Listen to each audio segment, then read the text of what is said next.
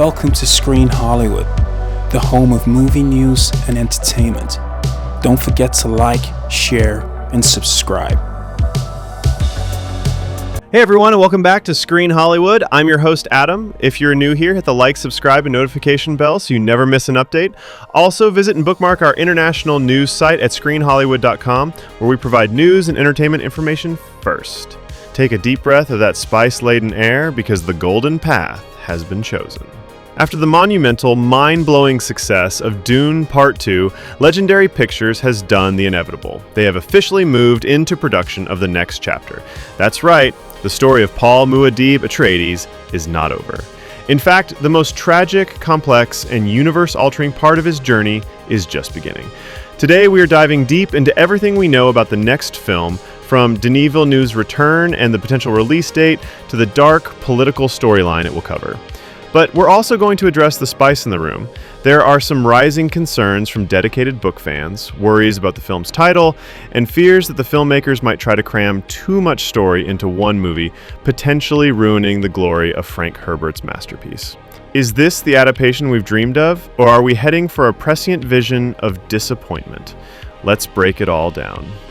First, the confirmation.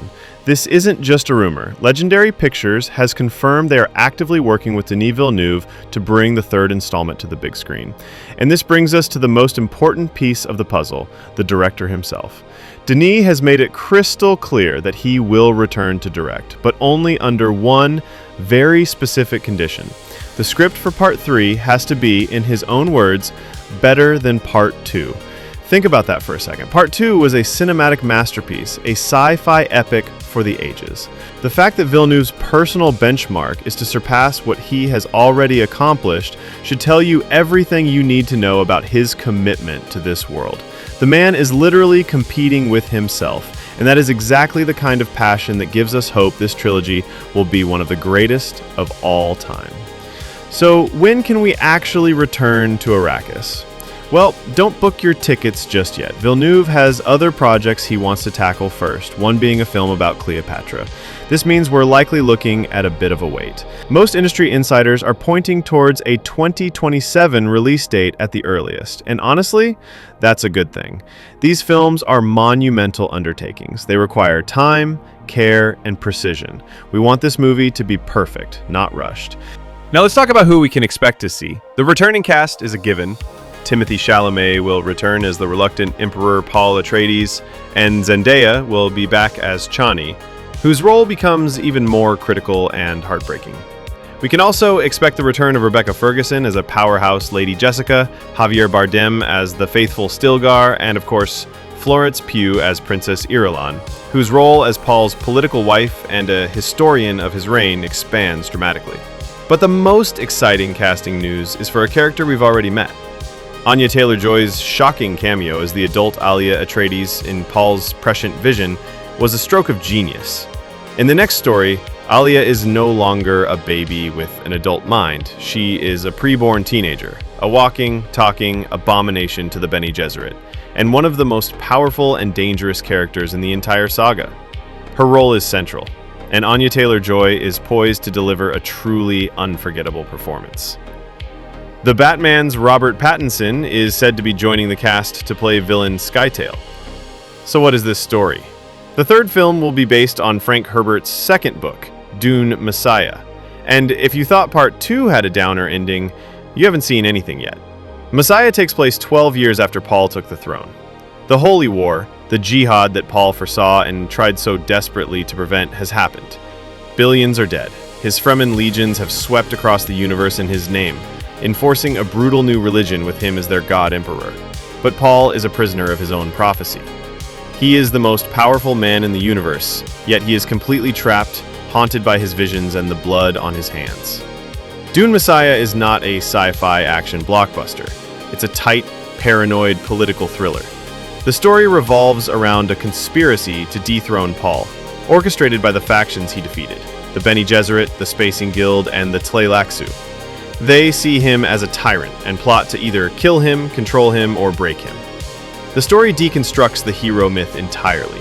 It shows the catastrophic cost of placing your faith in a single charismatic leader. It is a tragedy, through and through. And this brings us to the growing fan concerns. While the excitement is high, the hardcore fans of the books are starting to get extremely worried. And frankly, their concerns are valid. First, there's the title. Denis Villeneuve has repeatedly referred to the next movie as Dune Part 3. To a casual moviegoer, this makes sense. But to book readers, this is a red flag. The book is called Dune Messiah. That title is iconic. It is thematic. It perfectly encapsulates the story's central thesis about the dangers of messianic figures. Calling it Part 3 feels generic, like a marketing decision that strips the story of its identity. It has fans worried that the studio is trying to sand down the edges of a very complex and dark story to make it more palatable for a mass audience. But the bigger concern goes even deeper. Rumors have started to circulate that because the director is moving away from the book titles, he might be planning to combine the plots of Dune Messiah and the third book, Children of Dune. Let me be perfectly clear. This would be a catastrophic mistake. Dune Messiah is a contained, psychological story that focuses on Paul's final days in power. Children of Dune is a sprawling, generation-spanning epic that deals with the aftermath of his reign and the rise of his children, Leto II and Ghanima. These are two completely different books, with different themes, tones, and pacing. To try and smash them together into one film would be a disservice to both. It would mean rushing through the intricate political conspiracy of Messiah and completely undercutting the profound, galaxy-altering events of Children. This is the classic fear that dedicated book fans have about movie adaptations. Key information gets missed, characters are underrepresented or even cut entirely, and the nuance that made the story great is lost in the rush to get to the next big set piece. We've seen it happen time and time again with other franchises. So, where does that leave us? We are at a crossroads. On one hand, we have every reason to be optimistic. Denis Villeneuve has proven himself to be a master filmmaker and a deeply respectful steward of Frank Herbert's vision. He has delivered two of the greatest sci-fi films ever made. His perfectionism and his love for the source material are our greatest shields against a bad adaptation. But on the other hand, the concerns of the fans are not just nitpicking. They come from a place of deep love and understanding of this incredible universe. The decisions about the title and the story structure will be the first major test of whether Hollywood truly understands what makes Dune so special. We can only hope that Denis and his team stick to the plan. Adapt Dune Messiah faithfully, give its dark, tragic story the time and space it needs to breathe, and save the epic tale of Children of Dune for a future project. If they do that, Dune Part 3 won't just be a great film, it will solidify this trilogy as a landmark cinematic achievement. But that's what I think. I want to know your thoughts. Are you excited for the next chapter? Do you think the title should be Dune Messiah? And what are you most worried or excited to see in the adaptation? Let me know everything down in the comments. As always, if you enjoyed this deep dive, make sure to hit that like button, subscribe to Screen Hollywood, and ring that notification bell so you don't miss our future updates on the world of Arrakis. I'm Adam, and I'll see you at the movies.